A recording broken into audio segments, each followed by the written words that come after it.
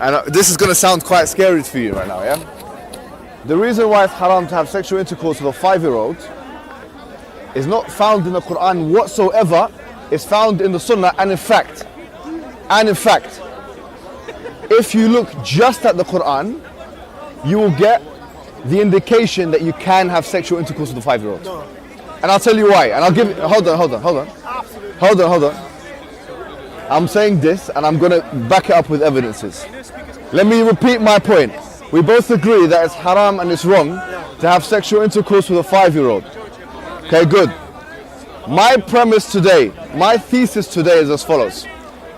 The reason why it's haram to have sexual intercourse with a 5-year-old is not found in the Quran at all, but is in fact found in the Sunnah.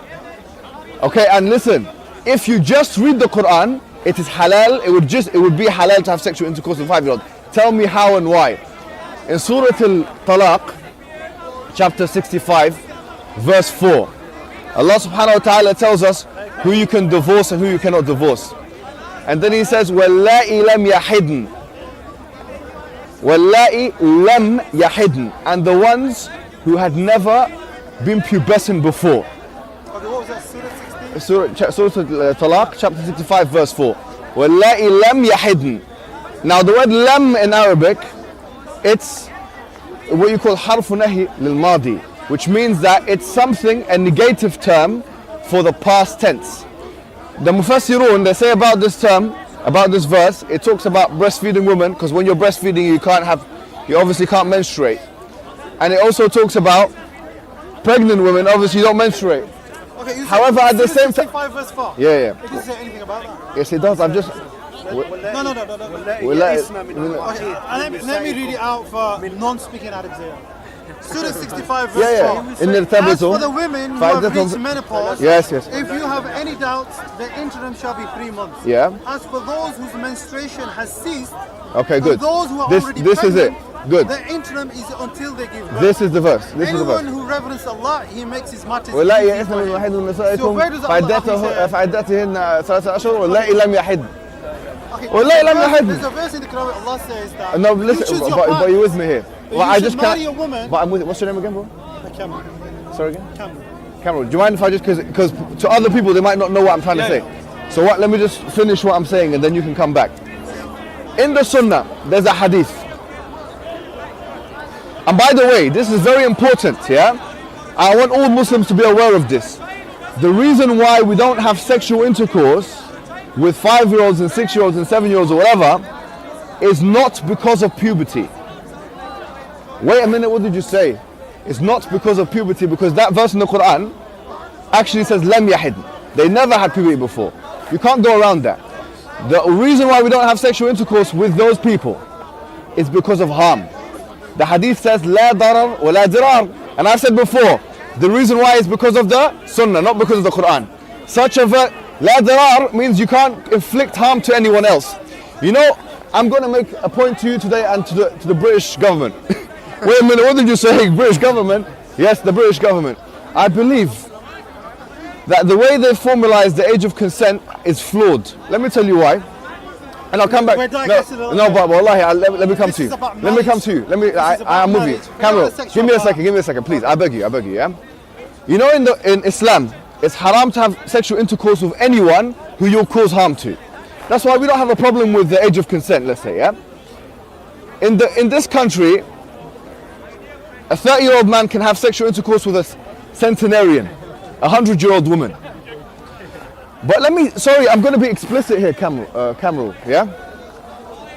If a 30-year-old man has sexual intercourse with a 100-year-old woman, it's going to cause physical harm and psychological harm. The same two things, which is the reason why we don't have sexual intercourse with 8-year-olds and 9-year-olds and 10-year-olds in this country. So if that's the case, they should make it illegal for a 30-year-old to have sex with a 100-year-old, just as they made it illegal for under 16s to be having sexual intercourse with over 16s. Now the point is this, Islam, why does it stop certain marriages from taking place? It only stops it on the basis of harm. And that is a case-by-case reality. If somebody, for example, as I've just mentioned, is 30 years old, and he's having sexual intercourse with a woman that's 100 years old who's got a hip replacement surgery, That's actually haram. That marriage should not be allowed to take place in Islam. I would actually urge the British government to take this Islamic principle on board, because actually exploitation, both physical and psychological, can take place if a 30-year-old man, fully vitalized, has sexual intercourse with a 100-year-old woman. Now the point is this: the Quran doesn't say anywhere in the Quran that the woman has to be pubescent. Why? Because you can have a 16-year-old. It's possible. You can have a 16-year-old pre-pubescent. It's possible. You can, in Islam, 15 is the max. But in this country, 16, it's conceivable to find a 16-year-old woman who's, for example, hasn't menstruated yet. It is conceivable, although it's very unlikely, right? The point is this: in the Islamic discourse, the reason why it's haram to have sexual intercourse with categories of people, whether it be a 100-year-old woman if you're 30, or a 5-year-old girl if you're 30, yeah, is because of the harm, both psychological and physical, that you'll be causing them. Now I dare you now, you're a Quran alone guy, I dare you to find one verse in the Quran where it says you're not allowed to marry someone based on harm, or you're not allowed to have sexual intercourse based on harm, or you're not allowed to marry someone based on puberty. If you do that, I will take my point back. It doesn't. So that makes it halal then. It makes it halal. So if you're a Quran alone, you're allowed to have sexual intercourse with 5-year-olds. Because it tells you who you should marry. It tells you who Where? you should Where does marry. it say that? Well, it's, Yeah, you're not allowed to marry your auntie, your mother, and that's I'm enough. not saying that. The criteria of what you should look for in a marriage. Go on, where does it say that? Firstly, foremost, Allah says that a pure man for a pure woman. Okay, Meaning, fine. We're talking about belief. Okay. Your belief has how pure your belief. For example, Get me one verse in the Quran which says the woman has to be pubescent. No. One verse. Let me finish. The criteria for what marriage should be based on, not what it should. I want one verse in the Quran from the beginning of the book to the end of the book which says that she has to be pubescent. I've just said that. So okay, so that makes it halal from your perspective. No, it doesn't. From your perspective, it's halal. No, it doesn't. It doesn't. It does. Because the criteria for marriage is defined in the Quran. Where? What should be a marriage? Oh, in a and partner, where does it say and what should be in a pubescent? marriage in Where a does it say partner. puberty is not? Firstly, foremostly, she should have the same belief as you. How can a 5-year-old girl that doesn't know the difference? Bro, I don't agree with that. We both say it's know haram. what belief is. Okay, fine. So why would I marry a No. 5-year-old? So the criteria is really This doesn't make sense So what the you're first saying. criteria I want is you to find me that one a thing in the woman Quran. The criteria Allah tells you what is for marriage, not what is not for marriage. Kamrul, What is for marriage? you know in the Quran it says حُرِّمَتْ عَلَيْكُمْ Allah أُمَّهَاتِكُم. says It says you're not allowed to marry your mum. It says you're not allowed to marry your sister, your auntie. Where does it say you're not allowed to marry that believes the way that you a believe? prepubescent? If you're a Shia, you marry a Shia. If you're a Sunni, then you look for a woman who believes in a Sunni. Listen, If I'm you're- not getting an answer here, my friend. I am, akhi. It's from the Quran. No, but you're not Allah getting does me a not tell you- direct verse in the Quran. I want a direct verse. I want a direct You're verse. telling me in Go the on. Quran, there is nowhere in the Quran where Allah says a pure man for a pure woman. No, I didn't say that. I didn't say that. Well, that's what That's a I'm straw trying man to- argument. No, it's not. I want a direct answer to my question No, here. I- I've just said the criteria for why we're not allowed to marry prepubescent, so let's say women that can't deal with it, For you mates. is harm. That comes from the Sunnah. Now, the only verse in the Quran is وَلَا تُلْقُوا بِأَيْدِيكُمْ إِلَى التَّهْلُكَةِ. Don't cause your own harm to your own self. But it doesn't say anything about causing harm to others. I'm looking for one verse in the Quran. That's talking jihad though. وَلَا تُلْقُوا بِأَيْدِيكُمْ إِلَى التَّهْلُكَةِ. I'm looking for one verse that you can say, you pinpoint it and say this is where it says prepubescent marriage or whatever is not allowed. It's only found in the Sunnah. It's only found in the Sunnah. Because that is an addition. That's the And it's- problem now with the Quran No, alone. it's not. Because I give the answer for what is That's the the problem criteria with for the Quran marriage. alone. The criteria for the marriage, what you look for your partner, is clearly defined in the Quran. That's And not good enough for me. A 5-year-old cannot make a distinction in understanding No, what but that's belief your is. extrapolation. I'm saying get me a verse in the Quran. Direct verse. No, you can't get a direct verse. that Okay, says there you have it. can't marry a So you 5-year-old. can marry a direct verse in the 5-year-old. Quran That lays out a criteria of what you should look in a partner. Okay, do you The agree with partner me is that being a woman, okay, Kamrul, you're that's a done woman now. looking for a We'll man. move on. That's done. We'll move on. No, No problem. you're not done. Okay, give me something. No, that's not done. Give me You gotta- something. You gotta first admit what I'm saying, acknowledge what it is that I'm saying. I know what you're saying. Why I is do that? acknowledge. Yes, I do acknowledge. Yeah, of course. Yes, So I do. Of course. The criteria in the Quran is defined. I like this guy. I like you, man. It's fine. I'm fine. Anyway, so I'll say, look.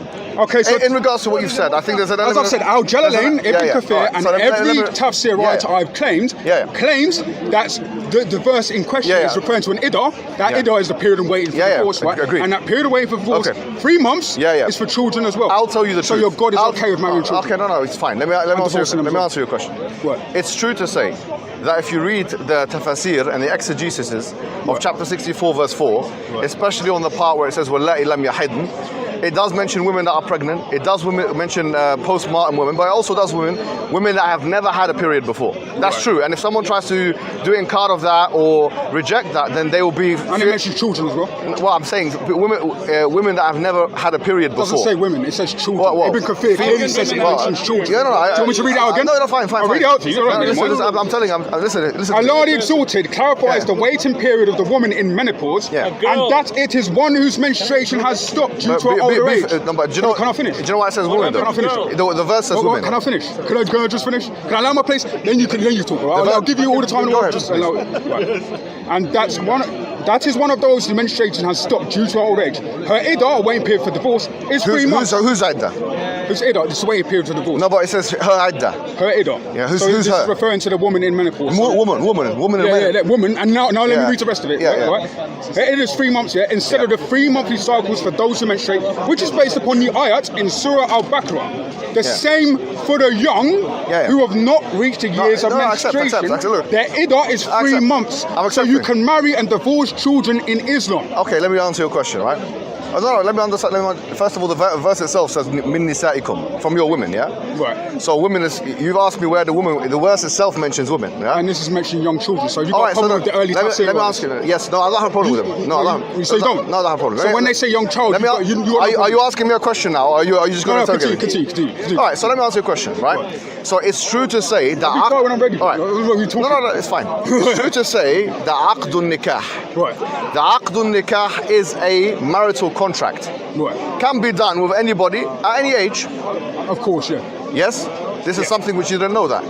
But the sexual interaction... No, I did know that, mate. Okay, fine. Maybe you did know it. You're a great scholar of Islam. But you go on like you're a great scholar, mate. Let's be honest. Fine. Let's not crack wires. Fine. Not helping you. No problem. Go on. So what I'm saying is, scholars of Islam differentiate between two things. Right. They differentiate between aqdun nikah, which is a contract, and when, for example, the woman can engage in sexuality. What scholars are these, bro? And let me tell you what the evidence for that is. No, what scholars are these? What scholars are these? For example, early, like Ibn Kathir? Yeah. So what are they? Do you know the names? Yes. Can I write them down? Yes. Let's get the names. Let me get you the names here. For example, An-Nawawi mentions that in his Sharh of Hadith, where he mentions the hadith of why the Prophet ﷺ married Aisha. He done the aqdun nikah at the age of 6, and then he consummated at the age of 9. What years after Hijra is it? Pardon? What years after Hijra is it? 400 and something. I don't know, 440 maybe. Right. Yeah, after Hijri. I don't know exactly. And Al-Nawawi was his name. It's Al-Nawawi, yeah. For example, do you know who else mentions it? For example, Ibn Qudama al-Maqdisi mentions it in his book. Ibn Qudama. Yeah, Ibn Qudama al-Maqdisi mentions it. So basically, the Hanbali scholars. What I'm saying to you is this: it's pretty much understood in Islam that you can do a contract of marriage, but that contract of marriage is not efficacious in the fullest sense until the woman is able to consummate the marriage. And that capability, which is referred to as istita'a in the books of jurisprudence, is mentioned as physical capability. So let me explain. That's the point. Hijab, you did say. I know. Let me explain. If you read the Quran on its own, fine. You could literally marry a child. Accept. That was your word. Accept. So you could argue the point that it's most explicit in the hadith. Why can you argue the point that it's most explicit in the hadith? Because it's only mentioned in the hadith. Let me tell you why it can be alluded to in the Quran, but it's mostly mentioned in the hadith. And this is going to sound quite scary for you right now, yeah? The reason why it's haram to have sexual intercourse with a 5-year-old is not found in the Quran whatsoever. It's found in the Sunnah, and in fact, if you look just at the Quran, you will get the indication that you can have sexual intercourse with a 5-year-old. And I'll tell you why. And I'll give you, hold on. I'm saying this and I'm going to back it up with evidences. Let me repeat my point. We both agree that it's haram and it's wrong to have sexual intercourse with a 5-year-old. Okay, good. My premise today, my thesis today is as follows. The reason why it's haram to have sexual intercourse with a 5-year-old is not found in the Quran at all, but is in fact found in the Sunnah. Okay, and listen, if you just read the Quran, it is halal, it would be halal to have sexual intercourse with a 5-year-old. Tell me how and why. In Surah Al-Talaq, chapter 65, verse 4, Allah subhanahu wa ta'ala tells us who you can divorce and who you cannot divorce. And then he says, وَاللَّائِ لَمْ يَحِدْنَ. وَاللَّائِ لَمْ يَحِدْنَ. And the ones who had never been pubescent before. That verse in the Quran actually says لَمْ يَحِدْنَ. They never had puberty before. You can't go around that. Because that verse in the Quran actually says لَمْ يَحِدْنَ. They never had puberty before. You can't go around that. Because that verse in the Quran actually says لَمْ يَحِدْنَ. They never had puberty before. You can't go around that. In fact, Hijab, you did say I know. on camera Let me explain. if you read the Quran on its own, Fine. you could literally marry a child. Accept. That was your word. Accept. So you could argue the point that it's most explicit in the hadith. Why can you argue the point that it's most explicit in the hadith? Right. Because the only mentioned in the hadith. No, let me tell you why it can be alluded to in the Quran, but it's mostly mentioned in the hadith. Let me tell you why it can be alluded to in the Quran, but it's mostly mentioned in the hadith. Let me tell you why it can be alluded to in the Quran, but it's mostly mentioned in the hadith.